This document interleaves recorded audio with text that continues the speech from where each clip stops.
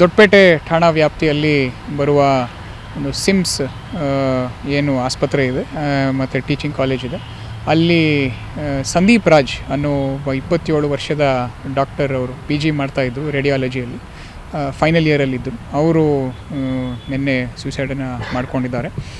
Main reason ಬಂದ್ಬಿಟ್ಟು ಅವರು insomnia ಅಂತ ಅವರಿಗೆ ನಮಗೆ ತಿಳಿದು ಬಂದಿದೆ. ಅದಕ್ಕೆ ಅವರು ನಮ್ಮ ಮಾನಸ ಹಾಸ್ಪಿಟ್ಲಲ್ಲಿ ಟ್ರೀಟ್ಮೆಂಟ್ ಕೂಡ ತೊಗೊತಾ ಇದ್ದರು. ಅವರಿಗೆ ನಿದ್ದೆ ಬರ್ತಾ ಇರಲಿಲ್ಲ ಅಂತಂದು ನಮಗೆ ಗೊತ್ತಾಗಿದೆ. ಅದಕ್ಕೆ ಟ್ಯಾಬ್ಲೆಟ್ಸನ್ನು ಏನು ಮೆಡಿಕೇಷನ್ನ ಪ್ರಿಸ್ಕ್ರೈಬ್ ಮಾಡಿದರು, ಅದನ್ನು ಸ್ವಲ್ಪ ದಿನದಿಂದ ಅವನು ಮತ್ತೆ ಸ್ಟಾಪ್ ಮಾಡಿದರು ಅಂತ ಏನೋ ಒಂದು ಮಾಹಿತಿ ನಮಗೆ ತಿಳಿದು ಬಂದಿದೆ. ಅದರಂತೆ ಅವನು ಅದಕ್ಕೆ ಒಂದು ತಾಳಲಾರದೆ ಹಿ ಹ್ಯಾಡ್ ಕಮಿಟೆಡ್ ಸೂಸೈಡು. ಅಲ್ಲಿ ಅವನು ರೂಮಲ್ಲೇ ಅವನು ಒಂದು ಹ್ಯಾಂಗಿಂಗ್ ಮಾಡಿಕೊಂಡು ನಿನ್ನೆ ತೀರ್ಕೊಂಡಿದ್ದಾನೆ. ಅವರು ಡೆತ್ ನೋಟಲ್ಲಿ ಅದೇ ಇನ್ಸಾಮ್ನಿಯಾ ಬಗ್ಗೆನೇ ಅವರು ಸ್ವಲ್ಪ ಮೆನ್ಷನ್ ಮಾಡಿದ್ದಾರೆ.